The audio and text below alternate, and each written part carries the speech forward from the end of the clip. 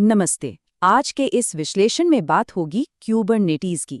एक ऐसी टेक्नोलॉजी जिसका नाम सुनकर अक्सर लगता है कि ये बहुत कॉम्प्लेक्स है, राइट?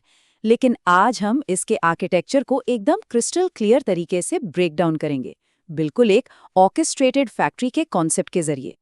एक बहुत ही दिलचस्प आंकड़ा देखते हैं। लेटेस्ट CNCF सर्वे बताता है कि आज के वक्त में 80% ऑर्गेनाइजेशंस पहले से ही अपने प्रोडक्शन एनवायरनमेंट्स में कुबरनेटीज चला रही हैं।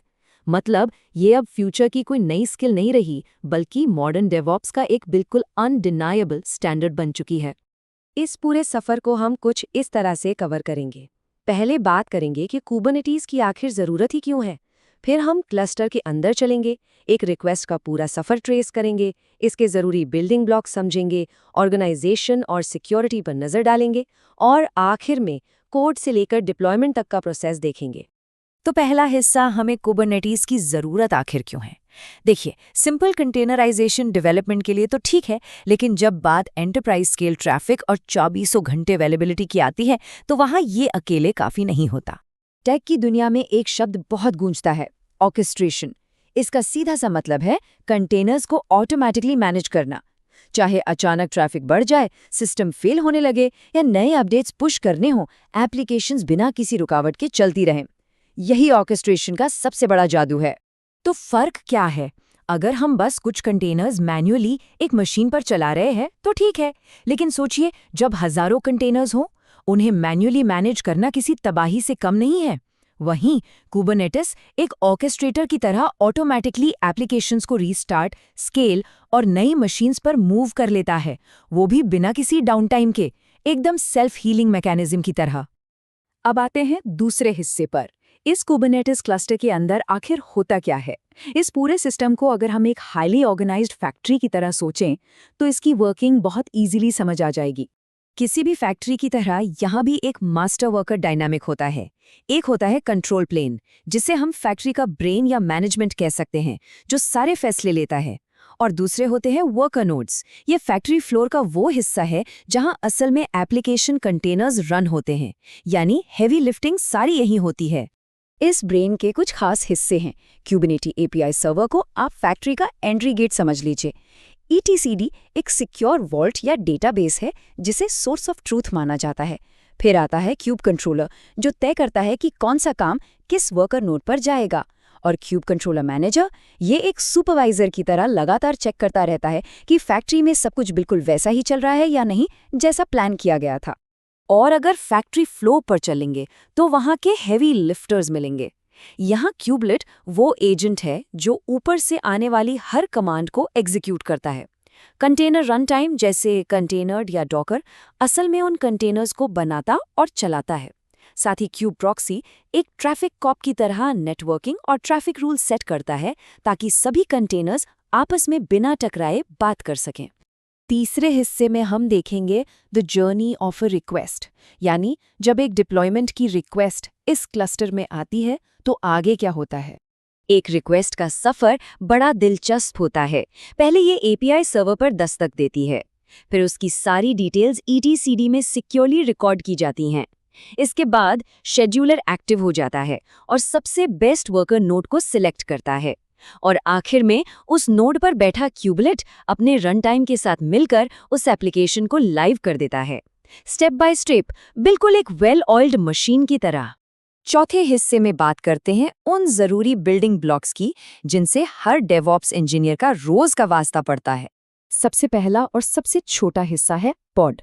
यहाँ एक बात ध्यान देने वाली है कि क्यूबरनेटीज कंटेनर्स को डायरेक्टली मैनेज नहीं करता, बल्कि वो एक पॉड का इस्तेमाल करता है, जो एक कंटेनर के चारों तरफ एक टेम्पररी रैपर का काम करता है। यही पॉड उसे स्टोरेज और नेटवर्किंग दोनों प्रोवाइड करता है। लेकिन दिक्कत यह है कि एक सिंगल पॉड कभी भी क्रैश हो सकता है। इसलिए इस प्रॉब्लम को हैंडल करने के लिए डिप्लॉयमेंट्स और रेप्लिका सेट्स का यूज होता है। ये टॉप लेवल मैनेजर है। इनका एक ही काम है, ये इंश्योर करना कि पॉड्स की एक फिक्स्ड गिनती हमेशा चलती रहे। इससे स्केलिंग आसान हो जाती है और नए अपडेट्स बिल्कुल सेफ तरीके से रिलीज किए जा सकते हैं। अब क्योंकि पॉड्स लगातार आते जाते रहते हैं, उन्हें एक परमानेंट फिक्स्ड एड्रेस देना जरूरी है। यहाँ एंट्री होती है सर्विसेज की। ये 3 तरह की होती हैं। क्लस्टर आईपी जो सिर्फ इंटरनल क्लस्टर एक्सेस देती है, नोड पोर्ट जो एक्सटर्नल टेस्टिंग के लिए एक पोर्ट ओपन करती है, और लोड बैलेंसर जिसके जरिए क्लाउड प्रोवाइडर्स पर डायरेक्ट पब्लिक इंटरनेट से सिक्योरली ट्रैफिक एक्सेस किया जा सकता है। लेकिन जब हम बड़े एंटरप्राइज सेटअप्स की बात करते हैं, वहाँ अलग अलग APIs चल रही होती हैं। हर किसी को एक्सपोज करना काफ़ी मैसी हो सकता है। ऐसी सिचुएशन में इंग्रेस एक बहुत क्लीन और सिक्योर एंट्री पॉइंट बन जाता है। ये क्लस्टर के गेट पर बैठकर URLs के हिसाब से ट्रैफिक रूट करता है और SSL सर्टिफिकेट्स को भी सेफली हैंडल कर लेता है। 5वां सेक्शन है ऑर्गेनाइजेशन एंड सिक्योरिटी का। देखिए, जैसे जैसे इंफ्रास्ट्रक्चर फैलता है, वैसे वैसे चीज़ों को ऑर्गेनाइज करना एंटरप्राइज सिक्योरिटी टीम के लिए एक बड़ी चुनौती बन जाता है। इसी भीड़ भाड़ को सुलझाने के लिए आते हैं नेम स्पेसेस। ये सच में बड़े पावरफुल हैं। इन्हें आप एक बड़े क्लस्टर के अंदर छोटे छोटे सेपरेट वर्क स्पेसेस या फोल्डर्स की तरह समझ लीजिए। इनसे हम डेवलपमेंट, टेस्टिंग और प्रोडक्शन को अलग अलग रख सकते हैं, जिससे मल्टीपल टीम्स के बीच एक्सेस कंट्रोल और परमिशंस हमेशा टाइट और सिक्योर रहती हैं। और इसके साथ ही कॉन्फ़िगरेशंस को हैंडल करने के लिए 2 टूल्स मिलते हैं। पहला है कॉन्फ़िग मैप्स, जहां हम नॉन सेंसिटिव सेटिंग्स जैसे URLs और UI कलर स्टोर करते हैं। इसका फायदा ये है कि कोड इमेजेस को बार बार रीबिल्ड नहीं करना पड़ता। और दूसरा टूल है सीक्रेट्स। इसका नाम ही इसका काम बताता है। ये पासवर्ड्स, टोकन्स और SSH कीज जैसे हाईली सेंसिटिव डेटा को सिक्योरली लॉक करके रखता है। आखिर में छठे सेक्शन पर आते हैं फ्रॉम कोड टू डिप्लॉयमेंट। अब तक हमने जो कुछ भी समझा, देखते हैं वो रियल वर्ल्ड प्रैक्टिस में अप्लाई कैसे होता है। असल दुनिया में डेवऑप्स इंजीनियर्स इस पूरे क्लस्टर से बात करने के लिए kubectl कमांड लाइन टूल का यूज करते हैं, और ये बातचीत होती है डिक्लरेटिव YAML फाइल्स के जरिए। इन YAML फाइल्स में साफ साफ लिखा होता है कि हमें अपने इंफ्रास्ट्रक्चर का स्टेट कैसा चाहिए, और कंट्रोल प्लेन उसी मुताबिक रिसोर्सेज क्रिएट और मेंटेन करता है। कभी कभी हमें नई सेटिंग्स लोड करनी होती हैं, राइट? ऐसे में रोल आउट रीस्टार्ट का ऑप्शन काम आता है। ये कमांड कंट्रोल प्लेन को बताती है कि पॉड्स को एक एक करके रीस्टार्ट करो। इससे नए वेरिएबल्स इंस्टेंटली लोड हो जाते हैं, और सबसे मजेदार बात यह है कि एंड यूजर की एप्लीकेशन 1 सेकंड के लिए भी डाउन नहीं होती। तो सोचिए, जिस तरह से कुबरनेटीज ने मैनुअल इंफ्रास्ट्रक्चर की रुकावटों को खत्म किया है, वो वाकई बेमिसाल है। जब कॉम्प्लेक्स एप्लीकेशन अपडेट्स और सिस्टम की self healing absolute zero down time के साथ पॉसिबल है, तो एक सवाल जरूर उठता है, इस सीमलेस फाउंडेशन के ऊपर आने वाले वक्त में डेवऑप्स टीम्स और क्या-क्या नई और इनोवेटिव सॉल्यूशंस बनाएंगी। आज के इस विश्लेषण से जुड़ने के लिए बहुत बहुत शुक्रिया।